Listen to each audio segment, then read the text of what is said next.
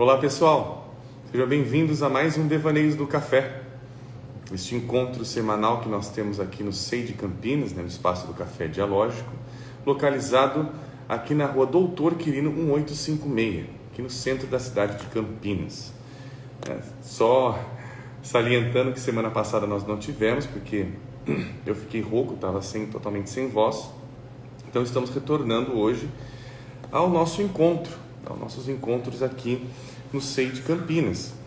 Inclusive, salientando também que as nossas lives têm parceria com a editora Vozes e em breve também vou passar aí algumas informações para vocês de alguns projetos novos, alguns lançamentos que estarão aí presentes na editora Vozes.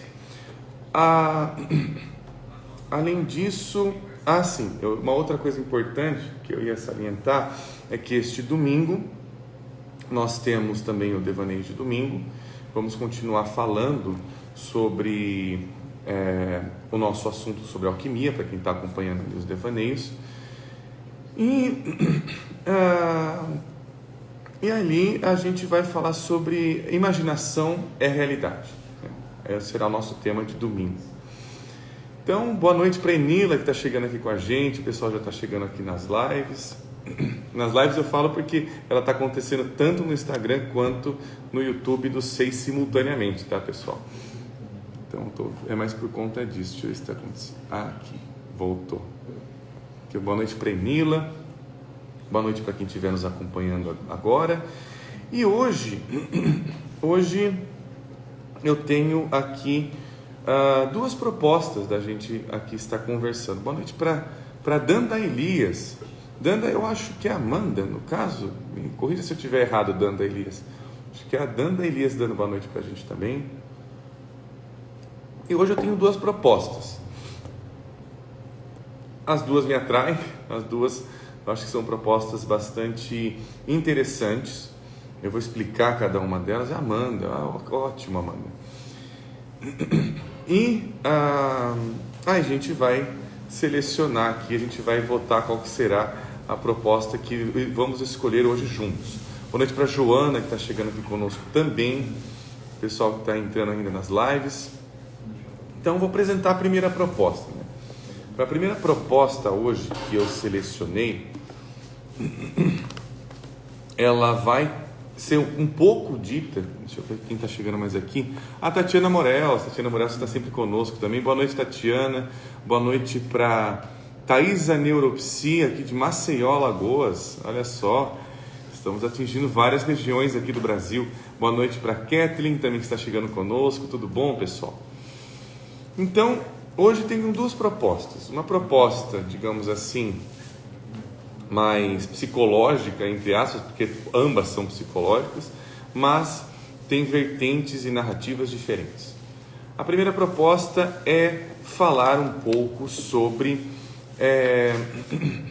ideação e psicopatologia, entre ideia e patologia. Vou me basear um pouco neste livro aqui, que é da editora Voz, inclusive editado, que é o Revendo a Psicologia.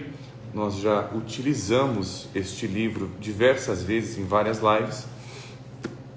É um livro que, inclusive, eu ressalto, ele está esgotado. Eu não sei nem se ele tem para vender em sebo e tudo mais, mas este livro está esgotado. Inclusive,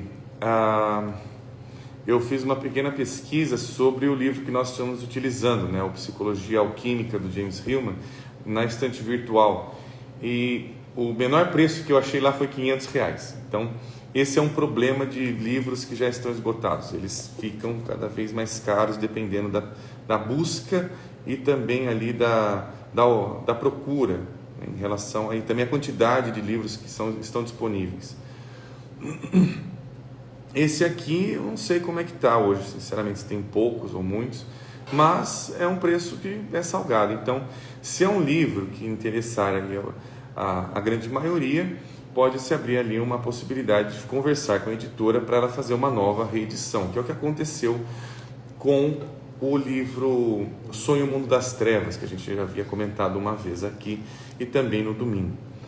Então, a primeira proposta é da gente fazer uma leitura nessa questão que, inclusive, o Hillman ele vai beber principalmente ali da ideia, da concepção, da gênese sobre Freud em relação à ideia e patologia, em relação até como uma ideia estrutura, né? Então, a ideia é um estruturante de uma forma de se olhar, de se relacionar com as coisas, digamos assim. Então, essa foi uma forma que o Freud entendeu, que o Hillman ele vai se aprofundando aqui neste subcapítulo do Revendo a Psicologia que eu selecionei. A segunda proposta é uma proposta que eu tenho um cunho mais poético. Eu não lembro, mas eu acho que não.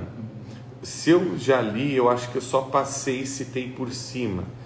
Mas a proposta de hoje seria conversar, ver a psicologia que tem dentro de uma poesia que eu acho que é uma das poesias mais fabulosas escritas em língua portuguesa, não sendo exagerado, mas inclusive ela até virou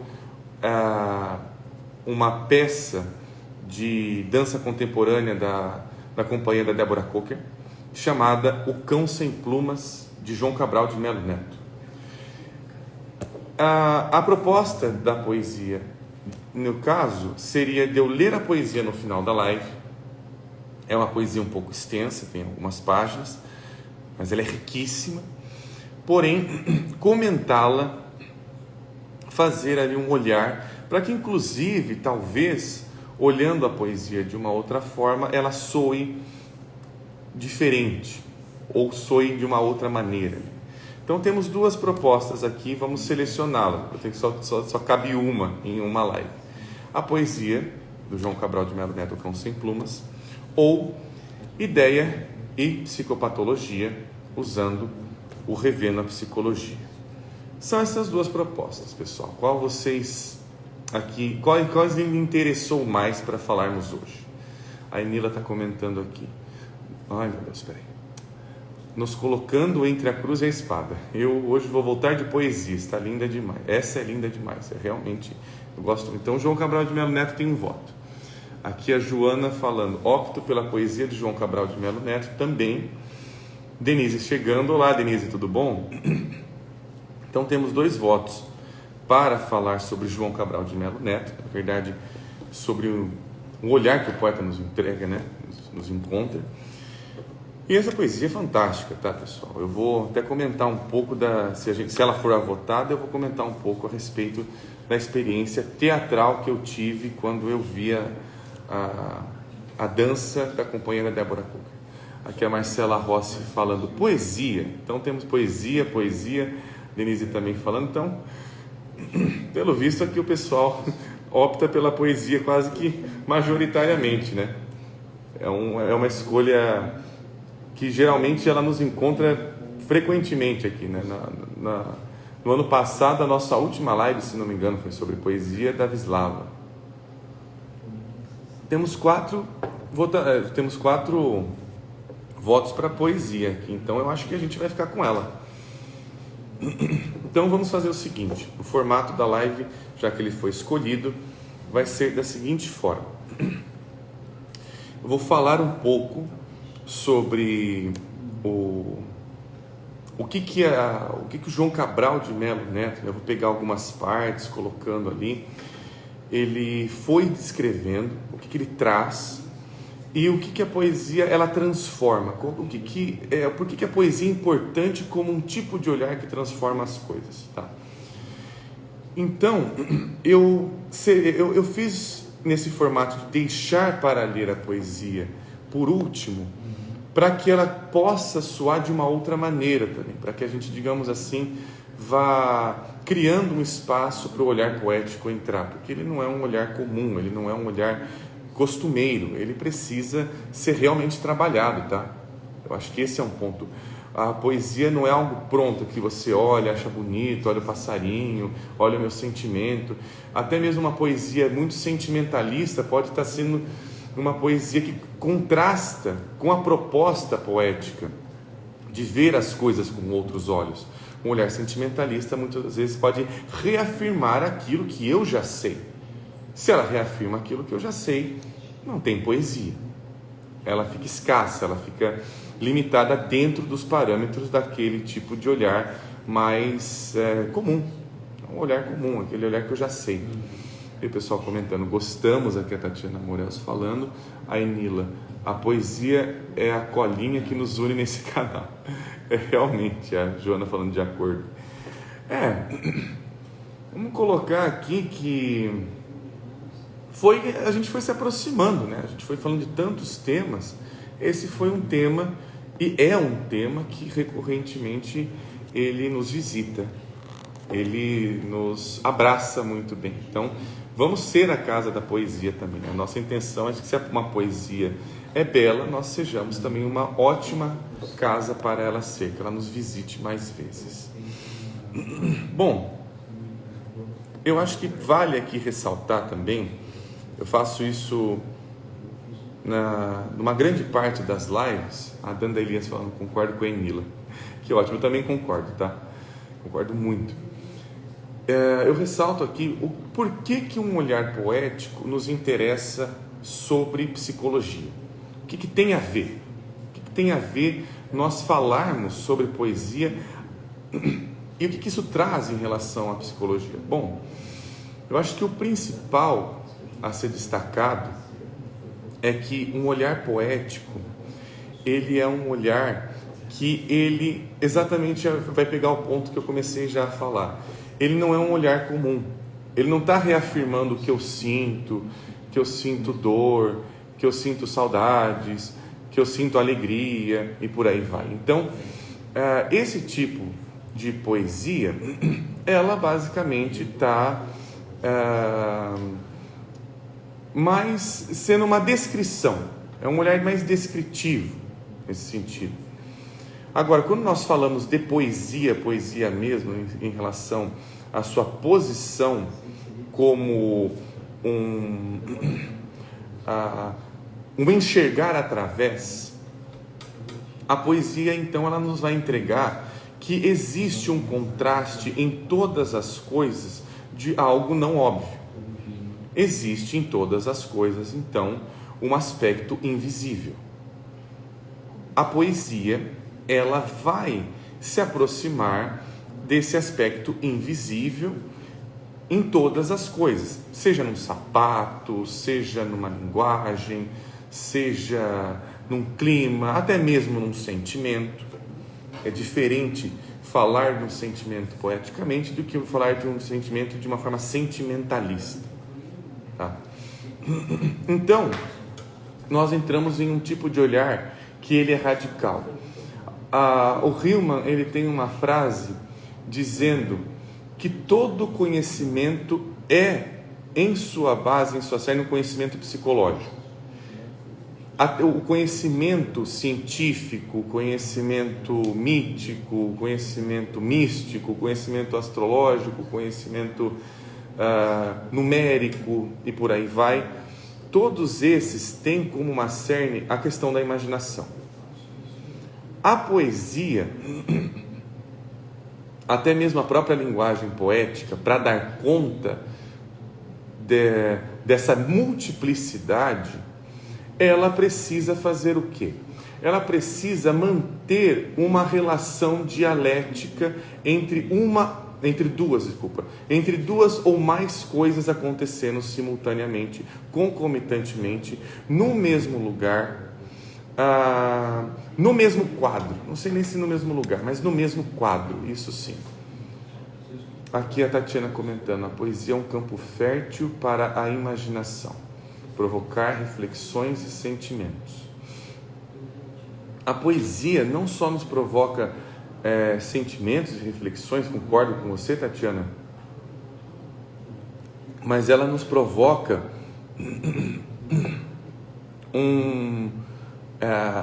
uma boa poesia, ela deforma o nosso olhar. Uma boa poesia não é uma poesia que você fica ali tentando afirmar ou não afirmar o que o autor está dizendo. Uma boa poesia é aquela que te entrega o valor de uma dúvida pertinente em relação a que lugar eu estou, aonde eu estou. A poesia, então, ela é como se fosse um ótimo localizador.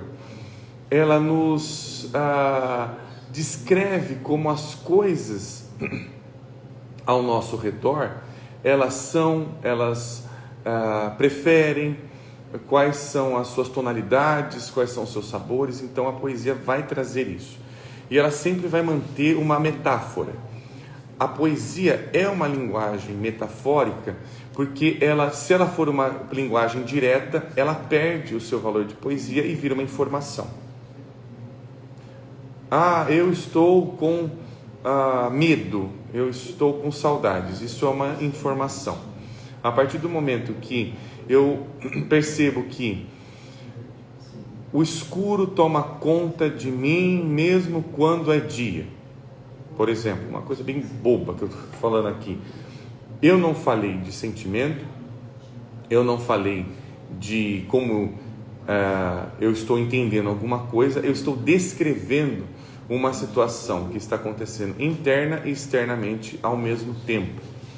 A metáfora é isso. A metáfora é uma dialética entre elementos que eles têm semelhanças. Então, toda poesia é um livro das semelhanças, como diria Ana Martins Marques. Toda poesia, toda boa poesia é um livro de semelhanças. Antes de encontrar diferenças, buscar semelhanças é buscar, então, aonde aqueles elementos que parecem ser opostos, parecem ser divergentes, aonde eles se encontram. Por isso a gente vai fazer essa questão do lugar. A gente vai se preocupar com a questão da localização, com as preposições também, como diria o Hillman no livro dele da investigação sobre uma imagem, com as preposições. Aqui, deixa eu ver se tem mais algum comentário. Tem. A Danda: para mim, poesia é uma fuga da realidade que ajuda a criar o autor a ter um autoentendimento aí, no caso. Eu não sei, viu, Danda, até o poema que eu selecionei hoje, eu acho que, na verdade, ele traz uma realidade intensificada por conta de ele não estar fugindo dela, mas ao mesmo tempo não se limitar a uma observação que é simplesmente descritiva. Descritiva ali no sentido de o clima está assim, está assado, né? Como se fosse uma informação de jornal, aí no caso. O que o poeta ele se preocupa como todas essas coisas aqui ao redor, elas se conversam, aonde elas convergem. Já que estamos falando do Cão Sem Plumas, o Cão Sem Plumas é um poema sobre um rio. Ele começa falando sobre rio. E o que é mais interessante, de repente não é sobre rio que ele está falando, de repente a gente está falando de outra coisa, mas continua sendo sobre rio. Ele não perde o rio ali. Inclusive tem uma frase ali, a frase que ressoa no poema: este rio é como um cão sem plumas. A gente vai chegar lá, a gente vai ler a poesia. Aqui é a Inila falando. Poesia diabólica no sentido de lançar junto. Diabólico, na verdade, é o que lança separado, né, Inila? O símbolo é o que lança junto. O símbolo, né, pensando na questão ali da linguagem, né? Aquilo que está dito meu Deus, fica subindo esse negócio. Aquilo que está dito traz consigo uma camada mais profunda. Então, o diabólico que eu vejo na poesia é no sentido de que a poesia ela está se separando de um sentido natural, de um sentido naturalista, de um sentido físico, até mesmo da fisicalidade das coisas. Ela está pegando do literalismo e ela está se separando do literalismo para enxergar na própria coisa literal outras coisas semelhantes que o literal não permite. O que é o literal? é um olhar unificado, é um olhar onde a coisa ela está dada pronta e eu só estou reagindo a ela. Então, o literalismo faz o quê? Ele nos objetifica.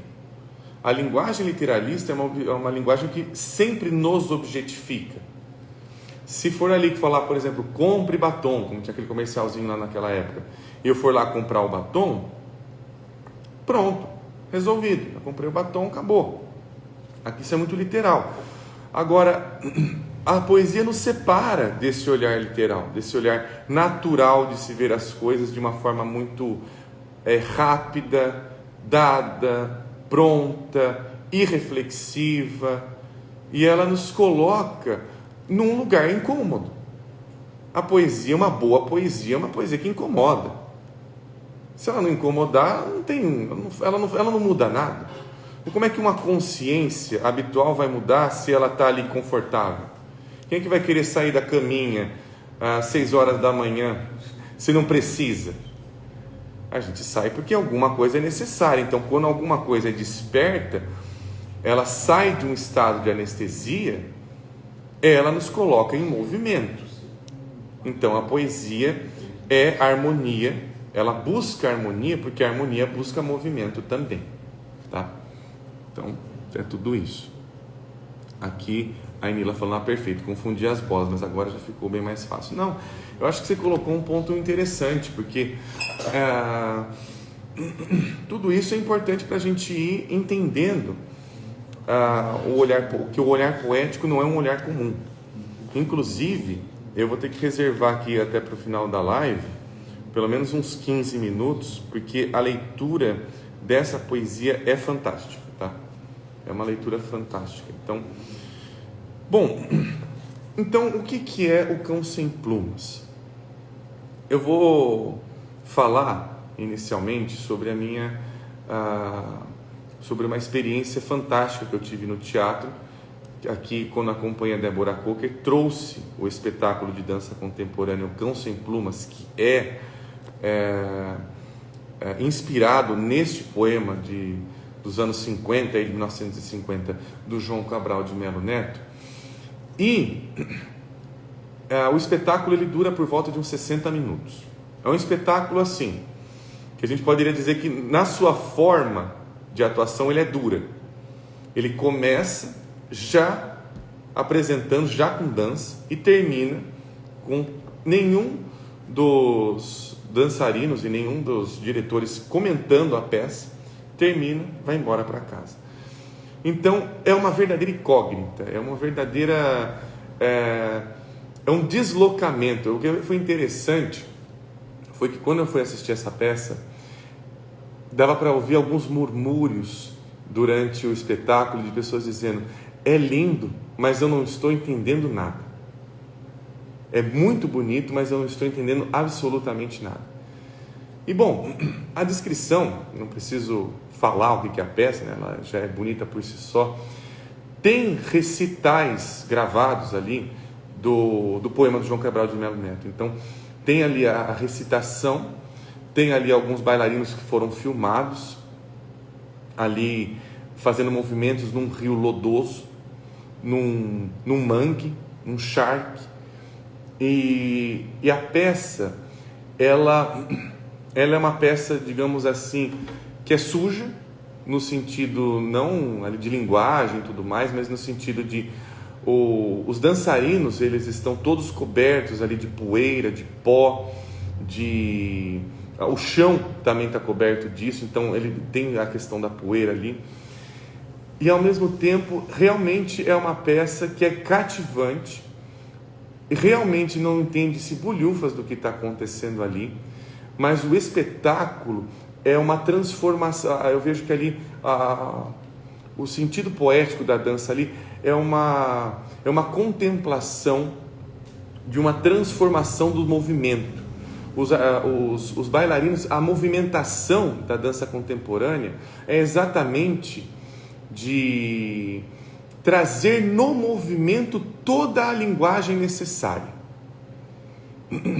Quem quiser saber mais sobre isso, tiver curiosidade, tem uma série naquela plataforma MUBI chamada A Self-Portrait as a Coffee Pot.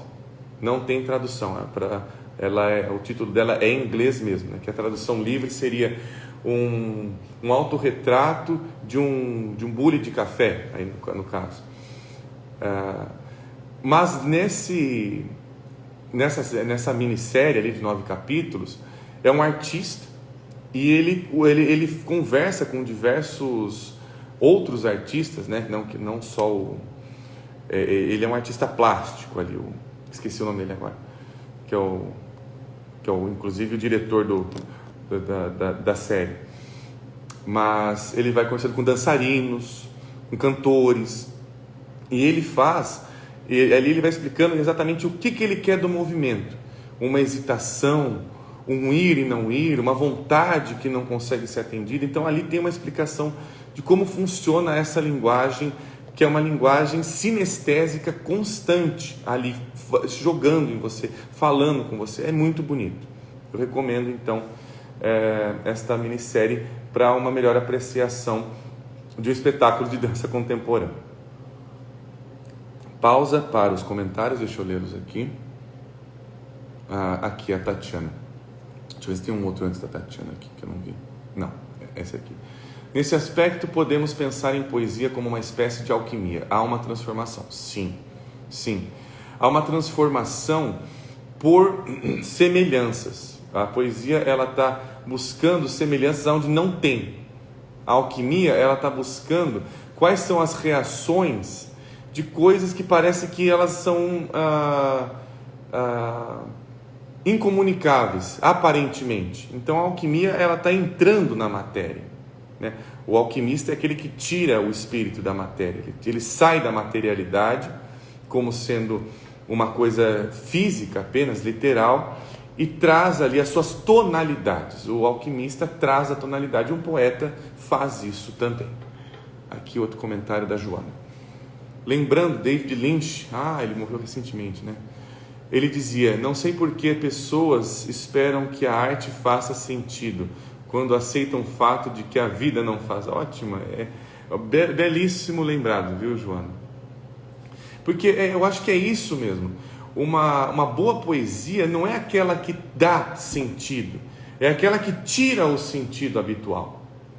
Porque aí, exatamente esse é o ponto onde outros sentidos ganham espaço para ter ali uma possibilidade dentro daquele fenômeno.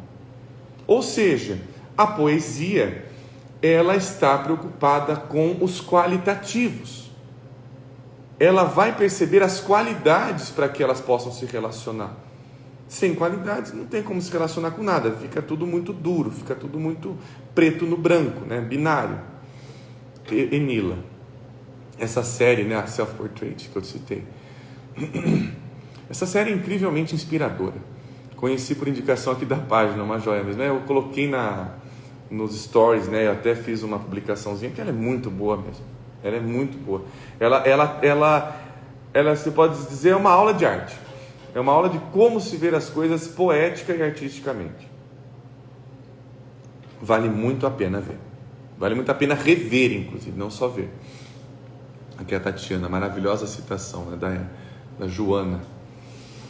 E bom, essa foi a experiência que eu tive, né, com a dança contemporânea no teatro. Agora, o poema, o que eu vejo assim, que é a genialidade de João Cabral de Melo Neto, que inclusive está fazendo um pequeno parênteses, a nossa literatura, a literatura nacional brasileira, no caso, né, porque a gente pode estar em diversos países aqui falando, mas a literatura brasileira, ela é extremamente rica. Ela é extremamente rica. Se a gente pegar João Cabral de Melo Neto, se a gente pegar Guimarães Rosa, se a gente pegar ali Carlos Drummond de Andrade, então, estou citando só alguns poucos nomes aí, tem muitos outros. São autores que não devem nada a diversos prêmios Nobel, tá? Que eu já citei aqui a própria Wisława, e não devem nada. O próprio Machado de Assis também não deve nada. A nossa literatura é muito rica. A gente deveria valorizar mais a nossa literatura citando as riquezas que ela tem, tá? A gente deveria citar as riquezas que ela nos fornece, porque ela está olhando para a nossa realidade, saindo um pouco dessa coisa dura de ficar só falando sobre o óbvio, sobre as preocupações cotidianas. Temos aí grandes parentes que estão preocupados com coisas até mais importantes. As preocupações da alma, eu acho que elas são mais importantes, não no sentido de que elas anulam as preocupações cotidianas, mas de que elas revigoram, de que elas reanimam as preocupações cotidianas. A gente pode revisitá-las de outras maneiras. Eu acho que a gente esquece isso, tá?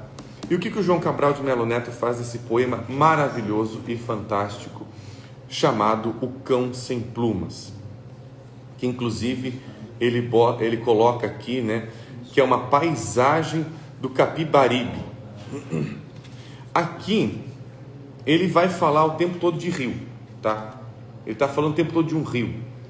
Só que quando ele vai falar, o poeta é aquele que não se aguenta, ele não aguenta a realidade pronta, dada. Ele vai falando de rio e de repente ele começa a falar de outra coisa. De repente ele está falando de cachorro, de árvore, de peixe, de flor. Mas o que ele está vendo? Ele está vendo ali, com este rio. Aqui, claro, isso aqui é um olhar que eu estou entregando, tá, pessoal? Tem diversas formas de se ver essa poesia. Esse é um deles. Mas como se esse rio, ele tivesse irrigando todas as coisas ao redor dele. As casas, a vida, da mais simples à mais complexa, se a gente pudesse falar dessa maneira. A gente pode ver ali nessa poesia como o autor, ele vai vendo que a vida do rio é importante porque ela está falando sobre todas as outras vidas que circunscrevem este rio. Ele vai, por exemplo, né, vou só citar um exemplo aqui, que a gente vai ler aqui o poema, mas por exemplo aqui, deixa eu ver, deixa eu pegar um bom exemplo aqui. Aqui, eu vou ler duas estrofes aqui, só para ter noção de como é que esse rio vai conversando com as vidas ao redor dele, e a vida ao redor dele vai conversando com esse rio, que é uma relação constante. Olha aqui, ó, esse daqui, inclusive, né, para apresentar, o livro que eu estou utilizando é dessa editora, isso aqui é Alfaguara, não sei se é isso que fala, Alfaguara. Eu nunca ouvi falar dessa editora, para ser sincero, ou pelo menos não lembrava da Alfaguara, João Cabral de Melo Neto, O Cão Sem Plumas. É este livro que eu estou utilizando como referência. E eu vou pegar o último parágrafo da página 138 e o primeiro da 139 como exemplo. A poesia começa na página 137 e termina na página 153. Então, vou ter que daqui a pouco parar para ler a poesia aqui, que ela tem muita riqueza. Mas olha só, essa transformação mútua da vida do rio e da vida do cotidiano ao redor deste rio. Liso como o ventre de uma cadela fecunda, o rio cresce sem nunca explodir. Tem o rio um parto fluente e invertebrado, como o de uma cadela. E jamais o vi ferver, como ferve o pão que fermenta. Em silêncio, o rio carrega sua fecundidade pobre, grávido de terra negra. Aqui, ele não está falando só sobre rio. Em vários momentos, ele está pegando o rio e ele está dizendo ali de uma terra que tem muito a dar, mas ela está carregadíssima, ela está lodosa e ela não explode, ela não consegue vir à tona toda a sua potencialidade. Ele não está só falando do rio, ele está falando também das pessoas que compõem este cenário. os animais que compõem esse cenário. Então toda essa animosidade, então a gente vê ali o rio como essa potência libidinal. A gente pode ver este rio do João Cabral de Melo Neto como uma das diversas potências libidinais que nós temos em relação à nossa energia, né? Penso aqui a libido como uma energia, não só sexual, mas uma energia que dá combustível para todas as coisas serem de alguma forma, né? Essa energia para as coisas serem. Então é uma energia que ela não é só vital, é uma energia também de morte, que eu acho que é aí que entra a pulsão de morte do Freud também. Aqui o poeta ele vai percebendo em cada hora que ele vai se interessando mais por esse rio, sobre coisas que tem ali neste rio, que tem toda essa potência e que toda hora é uma potência que mortifica, que ela nasce morta, uma cadela de ventre liso, como se ali não se apregoasse, como se ali os filhos eles nascessem duros como pedras, e por aí vai. E aqui a Enila falando, a poesia que nos toca a alma é aquela que dá espaço para a imaginação penetrar na imagem. Sim, e dá espaço para a imagem ser percebida como uma imaginação também. Perceber que eu estou imaginando, perceber que a imaginação me afeta. Então, não é uma questão só sentimentalista de eu estou gostando, não estou gostando, estou triste, estou feliz, porque a gente não sai muito do lugar, mas de perceber que os próprios sentimentos são a própria vitalidade, se a gente pudesse colocar assim, ou uma palavra melhor talvez. Os sentimentos, eles são a colorometria da imagem. Então, azul claro, azul escuro, azul bebê, azul piscina, por exemplo, é a colorometria da imagem. Então, óbvio que ela vai me afetar. Nesse sentido, nós somos imagens puras. Nesse sentido que nós estamos trazendo poeticamente, eu estou sendo afetado constantemente por aquilo que está ao meu redor. Não dá para evitar. A questão reflexiva é: o que isso tem feito comigo? Como isso tem suas preferências? Que lugar é esse que eu vim parar aqui? Como as pessoas aqui vivem? Parece que é tão difícil, como é que elas vivem? Esse interesse nos aproxima do inimaginável muitas vezes. Inimaginável para o quê? Para a nossa vida habitual. A vida habitual não muda se o inimaginável não tem espaço. E até com relação a isso, eu queria abrir a leitura do João Cabral de Melo Neto com uma poesia que eu treino, né? Eu também escrevo algumas poesias treinando. E eu queria abrir, falando sobre João Cabral de Melo Neto, com dois poemas, na verdade, que eu fiz. Para perceber ali que a poesia como sendo uma possibilidade de abertura do inédito. É uma outra palavra muito boa para utilizarmos aqui. Então, uma poesia que eu escrevi aqui para iniciarmos a nossa leitura. Aos que não precisam, escrevo aqui palavras desnecessárias, para que o tempo nos esqueça, por alguns instantes, dentro de uma poesia que não tem pretensão alguma de ser poesia. Agora uma outra aqui. Agora paramos de falar sobre amor. Temos todo o tempo do mundo para apreciar o que não nos interessa. Então é isso. Eu vejo assim a poesia como uma possibilidade de uma entrada no absurdo. Uma poesia que não se interessa pelo absurdo, não impacta, não faz nada demais. Só fica ali a seu próprio trabalho. Então, humildemente, escrevi essas poesias para abrir a nossa leitura de hoje, para abrir um outro poeta fantástico, que é João Cabral de Melo Neto. Falo outro porque diversos outros poetas nos acompanharam aqui, tá? A Wislava, Rilke, Ana Martins Marques, desculpa. Então, temos aqui esta abertura. Queria fazer essa abertura com uma poesia minha. Então, vamos apreciar O Cão Sem Plumas. Espero ser digno de ter uma leitura tão boa quanto é esse poema, porque esse poema, para mim, ele é fantástico. O Cão Sem Plumas, paisagem do Capibaribe. A cidade é passada pelo rio como uma rua.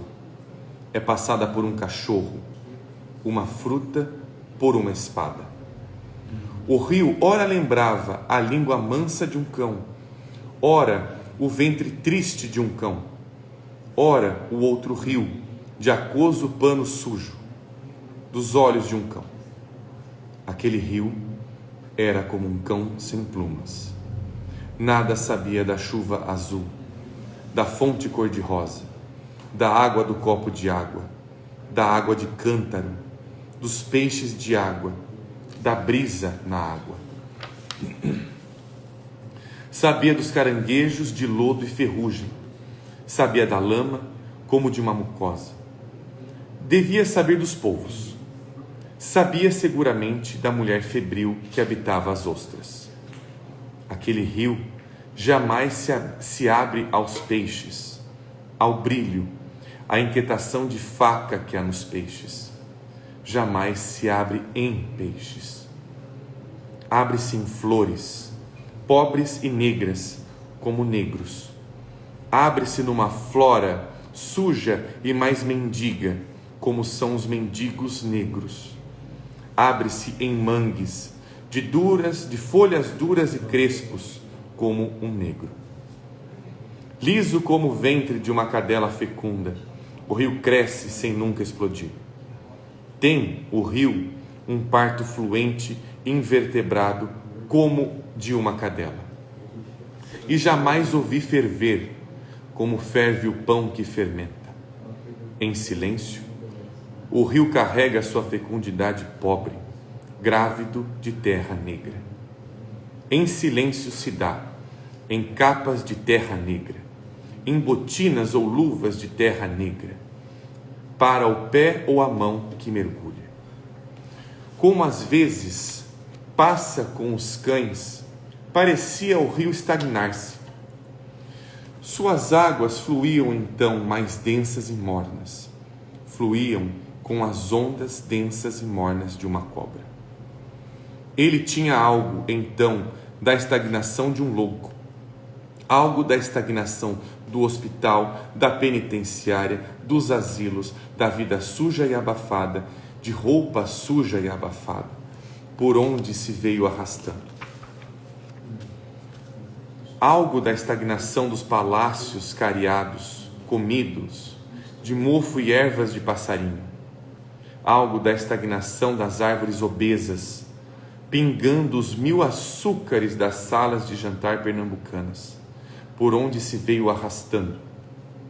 É nelas, mas de costas para o rio, que as grandes famílias espirituais da cidade chocam os ovos gordos de sua prosa. Na paz redonda das cozinhas, ei-las a revolver viciosamente seus caldeirões de preguiça viçosa. Seria a água daquele rio fruta de alguma árvore? Por que parecia aquela uma água madura? Por que sobre ela sempre, como que iam pousar moscas? Aquele rio saltou alegre em alguma parte? Foi canção ou fonte em alguma parte? Por que então seus olhos vinham pintados de azul nos mapas? Entre a paisagem, o rio fluía como uma espada de líquido espesso, como um cão humilde e espesso. Entre a paisagem fluía de homens plantados na lama, de casas de lama plantadas em ilhas, coaguladas na lama, paisagens de anfíbios, de lama e lama. Como o rio, aqueles homens são cães sem plumas. Um cão sem pluma é mais que um cão saqueado, é mais que um cão assassinado. Um cão sem plumas é quando uma árvore sem voz, é quando um pássaro de suas raízes no ar, é quando há alguma coisa roem tão fundo até o que não tem. O rio sabia daqueles homens sem plumas, sabia de suas barbas expostas, de seu doloroso cabelo de camarão e estopa. Ele sabia também dos grandes galpões da beira dos cais, onde tudo é uma imensa porta sem portas, escancarados aos horizontes que cheiram a gasolina. E sabia da magra cidade de Rolha, onde homens ossudos, onde pontes, sobrados ossudos, vão todos vestidos de brim, secam até sua mais funda caliça. Mas ele conhecia melhor os homens sem pluma. Estes secam, ainda mais além de sua caliça extrema, ainda mais além de sua palha, ainda mais além da palha de seu chapéu, ainda além até da camisa que não tem, muito mais além do nome, mesmo escrito na folha do papel mais seco.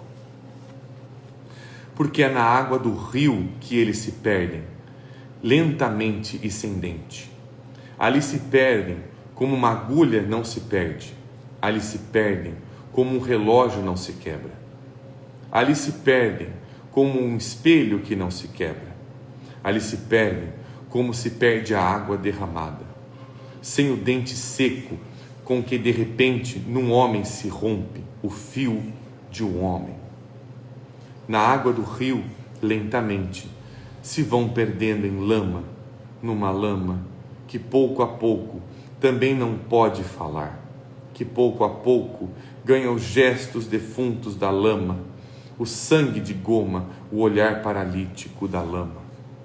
Na paisagem do rio, difícil é saber onde começa o rio, onde a lama começa do rio, onde a terra começa da lama, onde o homem, onde a pele começa da lama, onde começa o homem naquele homem. Difícil é saber se aquele homem já não está mais aquém do homem, mais aquém do homem, ao menos capaz de roer os ossos do ofício, capaz de sangrar na praça, capaz de gritar se a moenda lhe mastiga o braço, capaz de ter a vida mastigada e não apenas dissolvida naquela água macia que amolece os ossos, como amoleceu as pedras. A cidade é fecunda por aquela espada que derrama, por aquela úmida gengiva de espada. No extremo do rio, o mar se estendia, como camisa ou lençol, sobre seus esqueletos de areia lavada. Como o rio era um cachorro, o mar podia ser uma bandeira, azul e branca, desdobrada, no extremo do curso ou do mastro do rio. Uma bandeira que tivesse dentes, que o mar está sempre com seus dentes e seu sabão roendo suas praias. Uma bandeira que tivesse dentes, como um poeta puro polindo esqueletos, como um roedor puro, um polícia puro, elaborando esqueletos. O mar, como afã, está sempre outra vez lavando seu puro esqueleto de areia. O mar e seu incenso, o mar e seus ácidos, o mar e a boca de seus ácidos, o mar e seu estômago, que come e se come, o mar e sua carne, vidrada de estátua, seu silêncio, alcançado à custa de sempre dizer a mesma coisa, o mar e seu tão puro professor de geometria. O rio teme aquele mar como um cachorro teme uma porta O rio teme aquele mar como um cachorro teme uma uma porta entretanto aberta. Como um mendigo, a igreja aparentemente aberta. Primeiro, o mar devolve o rio, fecha o mar ao rio, seus brancos lençóis. O mar se fecha a tudo que no rio são flores de terra, imagem de cão ou mendigo. Depois, o mar invade o rio. Quer o mar destruir no rio suas flores de terra inchada, tudo que nessa terra pode crescer e explodir, como uma ilha, uma fruta. Mas antes de ir ao mar, o rio se detém em mangues de água parada. Junta-se o rio a outros rios, numa laguna em pântanos, onde fria a vida ferve. Junta-se o rio a outros rios. Juntos, todos os rios preparam sua luta de água parada, sua luta de fruta parada. Como o rio era um cachorro, como o mar era uma bandeira, aqueles mangues são uma enorme fruta. A mesma máquina paciente e útil de uma fruta, a mesma força invencível e anônima de uma fruta, trabalhando ainda seu açúcar depois de cortada. Como gota a gota, até o açúcar, gota a gota, até as coroas de terra, como gota a gota, até uma nova planta, gota a gota, até as ilhas súbitas aflorando alegres. Aquele rio está na memória, como um cão vivo, dentro de uma sala, como um cão vivo dentro de um bolso, como um cão vivo debaixo dos lençóis, debaixo da camisa da pele. O cão, porque vive, é agudo. O que vive não entorpece. O que vive fere. O homem, porque vive, choca com o que vive. Viver é ir entre o que vive. O que vive incomoda de vida, o silêncio, o sono, o corpo que sonhou cortar-se, roupas de nuvens. O que vive choca, tem dentes, arestas, é espesso. O que vive é espesso, como um cão, um homem, como aquele rio. Como todo o real é espesso, aquele rio é espesso e real. Como uma maçã é espessa, como um cachorro é mais espesso do que uma maçã. Como é mais espesso o sangue do cachorro do que o próprio cachorro. Como é mais espesso um homem do que o sangue de um cachorro. Como é muito mais espesso o sangue de um homem do que o sonho de um homem. Espesso como uma maçã é espessa. Como uma maçã é muito mais espessa se um homem a come, do que se um homem a vê. Como é ainda mais espessa se a fome a come. Como ainda é muito mais espessa se não pode comer a fome que a vê. Aquele rio é espesso, como o real mais espesso. Espesso por sua paisagem espessa, onde a fome estende seus batalhões de secretas e íntimas formigas.